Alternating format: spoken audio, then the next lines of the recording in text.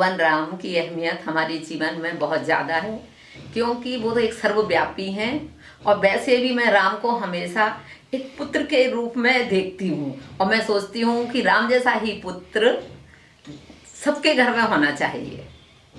ऐसा क्यों आपको लगता है कि राम जैसा पुत्र होना चाहिए? इसलिए कि राम के अंदर सारे गुण हैं, भाई वाले गुण भी हैं, वो एक मित्रता का भी बहुत अच्छा व्यवहार निभा सकते हैं, माँ के प्रति, सभी के प्रति। तो उनसे सब कुछ सीखने को मिलता है। जिसने राम को अपना लिया, मैंने सब कुछ अपना लिया। देखिए खरे जी, भगवान राम की जितनी भी बात की जाए वो कम है, लेकिन उनके जीवन से जो मैंने एक पाठ पढ़ा है, जो मैंने सीखा है, वो ये है कि समाज का छोटे से छोटा तबका, उसको भी अपने साथ लेके चलना चाहिए, उसको भी बराबरी का दर्जा देना चाहिए, और उसको कहीं से भी ये एहसास ना होने पाए कि वो कमतर है हमसे। जैसे भगवान राम ने अपनी सेना में, आप देखेंगे तो वनवासी जो लोग थे उनको लिया, जो समाज में, उस समय के समाज में सबसे नीचे दर्जे में लोग थे, उनको लेके उन्होंने अपनी सेना बनाई। और आप देखिए उनकी शक्ति का प्रभाव, उन लोगों के जुड़ने का प्रभाव, कि भगवान राम ने उस समय के प्रतापी राजा लंका के रावण को पूरी तरह से हरा दिया। तो सबसे बड़ा जो मैंने उनके जीवन से, जो चरित्र उनका जो था, उससे जो मैंने अपने मन में आत्मसात किया है, वो यही है कि समाज में कोई छोटा कोई बड़ा नहीं है, सबको साथ लेके चलना चाहिए।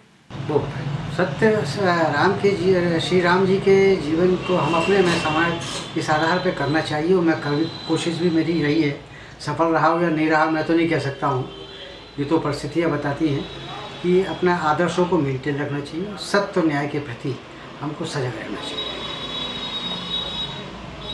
कब आप राम को बहुत ज़्यादा स्मरण करते हैं? राम को तो हम सुबह शाम दोनों टाइम, दिन भर में कम से कम 20-25 बार, तो नहीं तो दिन भर में जितनी बार होगा मुँह से निकलेगा राम ही, और कोई शब्द निकलता नहीं। हनुमान जी का नाम तो बाद में लेता आदमी, लेकिन राम का नाम दिन भर में 150 बार ले लेते हैं। क्या मानते हैं राम सुख दुख के साथी सदैव रहे हैं और रहेंगे? वो सदैव ही राम जो है सुख और दुख के साथ में रहे हैं, बशर्ते आदमी उसकी अनुभूति करे। तो बचपन में करीब सन 70 के आसपास है, पिताजी जो है यदा कदा कहते हैं कि आप रामचरितमानस पढ़ो, और मैं पढ़ता था। फिर वो मुझे दोहा और चौपाइयों के भाव विस्तार से समझाते थे। और उन जो है बाल्यावस्था में हमारा जो मस्तिष्क होता है वो मानस पटल बिल्कुल कोरा जैसा रहता है। तो जो कुछ उन्होंने समझाया मर्यादा पुरुषोत्तम के बारे में, वो बिल्कुल एक अमिट छाप छोड़ गया है मेरे मानस पटल पर।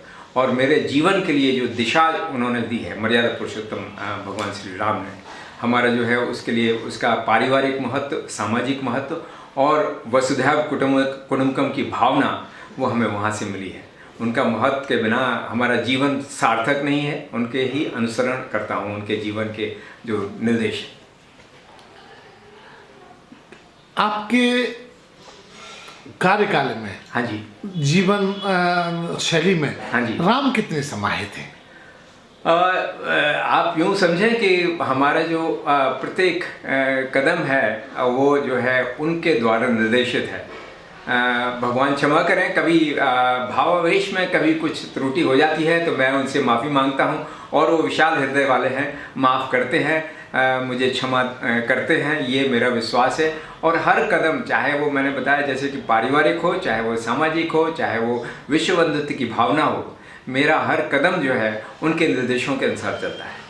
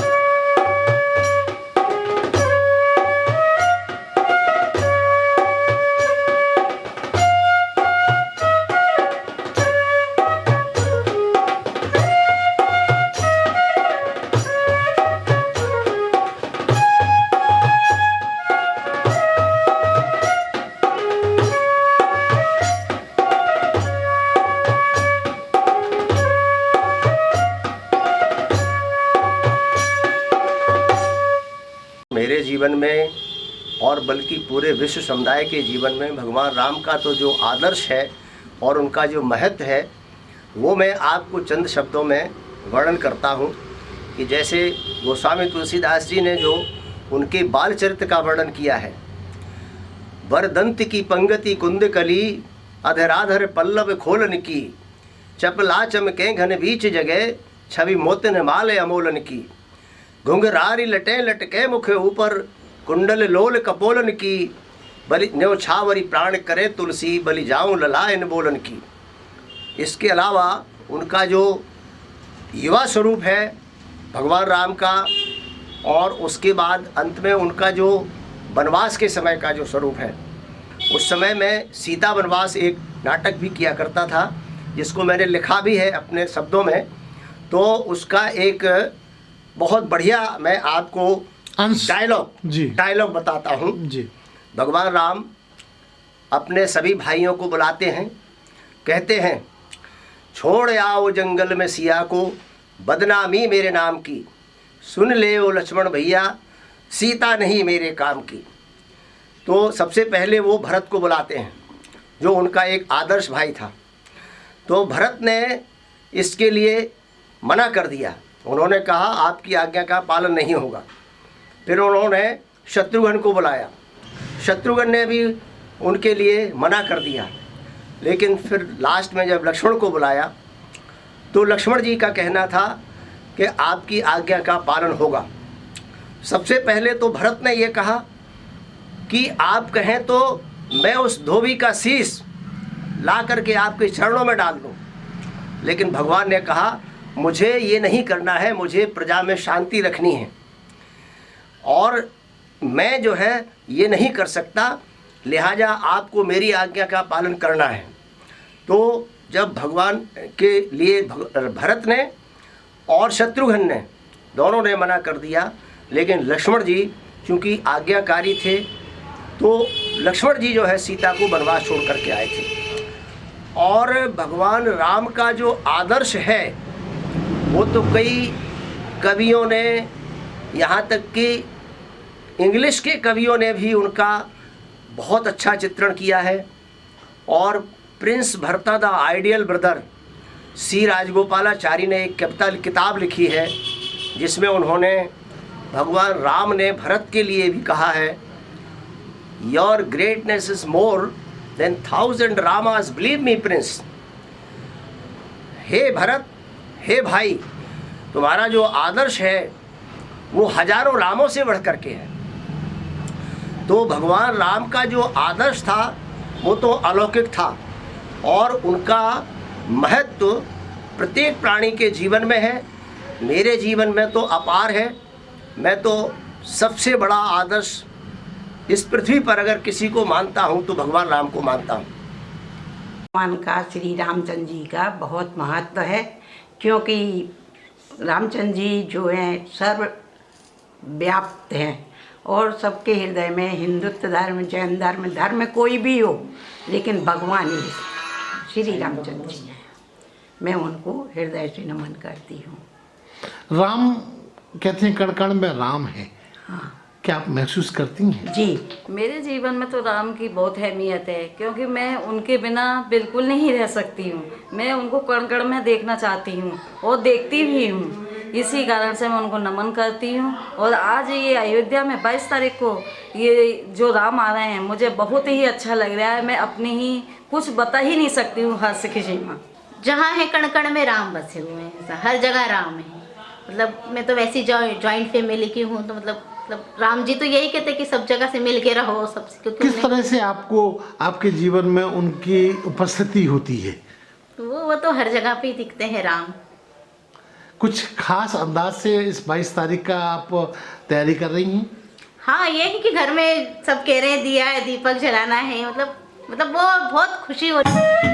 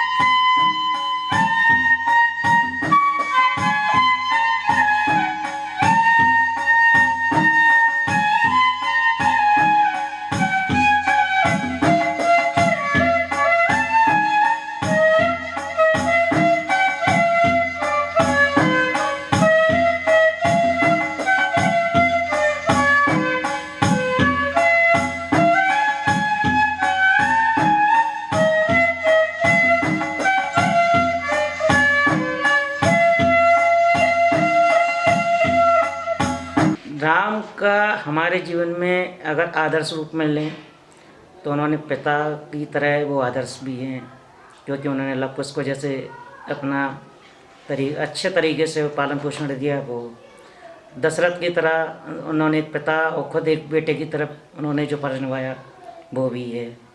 पत्नी के लिए सीता के रूप में पति की तरह आदर्श रहे वो भी है। एक बड़े भाई की तरह भरत, लक्ष्मण, शत्रुघ्न की तरह जो उन्होंने छोटे के लिए फर्ज निभाया वो भी है।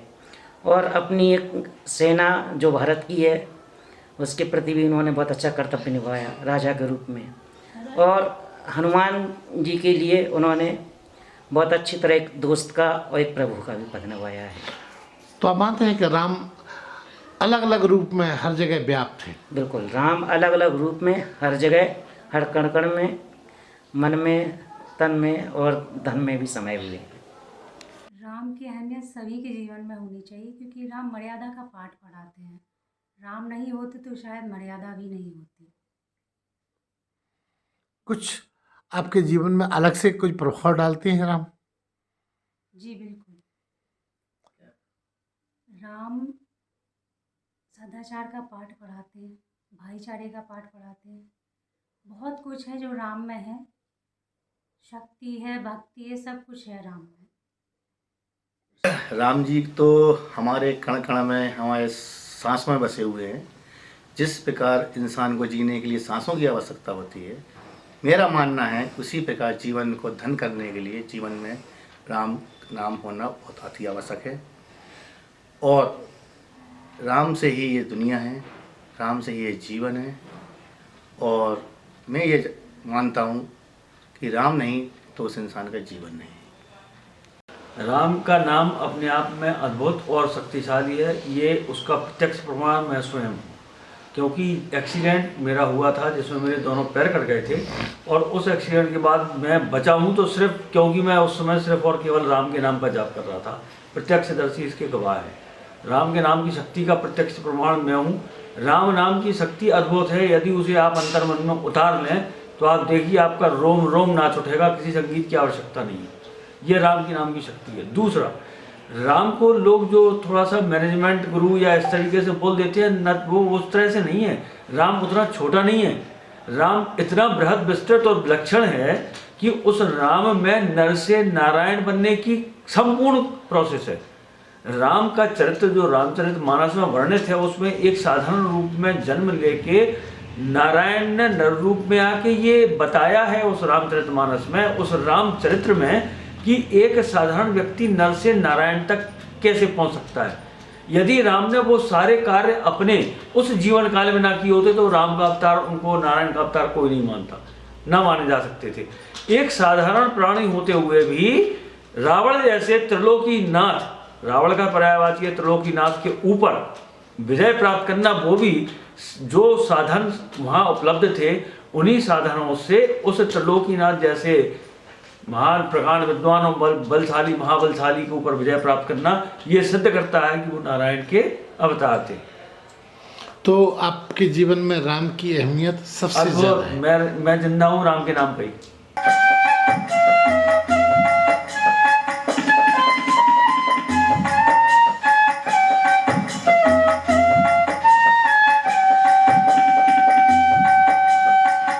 जहाँ तक भगवान राम की बात है, ये तो हमारे हिंदू धर्म के सबसे बड़े ब्रह्मांड नायक हैं, जिनके बिना तो पत्ता ही नहीं हिलता है। वो साक्षात हमारी अयोध्या में विराजमान हो रहे हैं।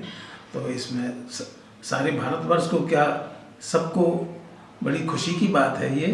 और मुझे भी बड़ी मन से प्रसन्नता है कि चलो ये 500 साल पुराना एक तो जो केस चल रहा था वो समाप्त हो गया और उसका निर्णय भी हिंदुओं के पक्ष में आया और आज सब भारतवासियों का एक सपना पूरा हो गया है। कहते हैं कि जब भी हम पीड़ा और दुख में होते हैं तो हमेशा भगवान राम को याद करते हैं, ऐसा आप भी करते हैं? नहीं, बिल्कुल करते हैं सर। पीड़ा में तो सिर्फ भगवान ही याद आते हैं और तो कोई आता ही नहीं है। और विश्वास से अगर भगवान को उस समय स्मरण मन से ही करता है पीड़ा में व्यक्ति, तो मन की पीड़ा की बात तो भगवान सुनते ही है। मर्यादा पुरुषोत्तम राम जीवन से लेके मृत्यु तक बहुत महत्व रखता है। और हर आदमी जो है दुख में हे राम बोलता है, ठीक है ना। अगर पीड़ा में होता है तो हो राम बोलता है, ठीक है। और लज्जा में बोलता है तो हाय राम बोलता है। तो हर एक के लिए ज़िंदगी में राम नाम का बहुत ज़्यादा महत्व है। अब जब 22 तारीख को राम आ रहे हैं कहा जा रहा है, तो आप उसको किस तरह के फील करते हैं? देखिए, अयोध्या में दुनिया का सबसे बड़ा मंदिर बन रहा है श्री राम का। तो इस मंदिर से बनने के बाद लोगों के लिए एक ये आस्था का केंद्र और हो जाएगा और लोग यहाँ पे जाके दर्शन करेंगे। तो आप उस दिन क्या करने वाले हैं अपने जीवन में? उस दिन मैं संचार अपने घर में हर इंडिया के सभी लोग जो हैं अपने घर में 2 दीपक शाम को जलाएंगे। उसमें मैं भी जलाऊंगा और श्री राम की पूजा करूंगा। राम एक ऐसा नाम है जो हिंदुओं के जीवन में, जिसके बिना आदमी अधूरा है, उसके नाम के बिना। क्योंकि हम राम को अगर हर जगह दे के जीवन के हर पल में, हर क्षण में, वो उस नाम के बिना हम जीवित नहीं रह सकते, अधूरे हैं। आप बचपन से देखिए, बचपन से लेके और आखिर तक लोग किसी न किसी रूप में राम का नाम ले लेते हैं। हमारे अगर अध्यात्म जीवन के बारे में विचार करें तो चाहे सगुण हो या निर्गुण, भगवान राम को महसूस करने के लिए हर तरह से इतनी वो शक्तिशाली चीज़ है, वो इतनी शक्ति है उसमें कि उसके बिना हम हर तरह से अधूरे हैं। अंदरूनी तौर पे महसूस कर सकते उस शक्ति को। हम सोचते ज़रूर हैं कि मैंने ये कर लिया, मैंने वो कर लिया, लेकिन अगर हकीकत ये है कि जो कराने वाली शक्ति है वही महान शक्ति राम की ही शक्ति है, जिसे हमें महसूस करना चाहिए और करते हैं। प्रेरणा मिलती है अंदर से, वो राम की वजह से ही मिलती है। और राम जितना नाम बोला नहीं गया कि राम से बड़ा राम का नाम, तो लोग राम को कम समझ पाते हैं, लेकिन राम के नाम से बहुत ज़्यादा आगे प्रोग्रेस करते हैं। राम जी का मेरे जीवन में बहुत अधिक महत्व है। मैं तो जानती हूँ कि राम नाम सबसे विशिष्ट है, और यदि जो व्यक्ति राम का नाम नहीं लेता तो उसका जीवन व्यर्थ है। राम नाम से तो जल में पत्थर भी तिर जाते हैंगे। और मेरा मानना यही कि आशा एक राम जी से बाकी आशा छोड़ दे, नाता एक राम जी से बाकी नाते तोड़ दे। राम जितने उदार थे उतना होना बड़ा मुश्किल है। उनकी घटना आती है कि जब सब कुछ हो गया और बाद में रावण का युद्ध चल रहा था, रावण से युद्ध चल रहा था, तो उन्होंने एक बात बाद में कही थी, सबसे बाद में, कि रावण इस टाइम अब भी मान जाओ। तो उसके लिए कहा था कि लड़ाई नहीं करो, लेकिन उनने उसको न करके रावण नहीं माने तो तब भी लड़ाई हुई। तो वो उदार इतने थे कि उनकी उदारता के मुकाबिल और किसी का होना बड़ा मुश्किल है। तो आपके जीवन में इसका क्या महत्व रहा? हमारे जीवन में यही महत्व रहा कि आदमी सच्चाई से और सरलता से जीवन व्यतीत करे तो वही भाव बना रहता जो मुझे राम में था।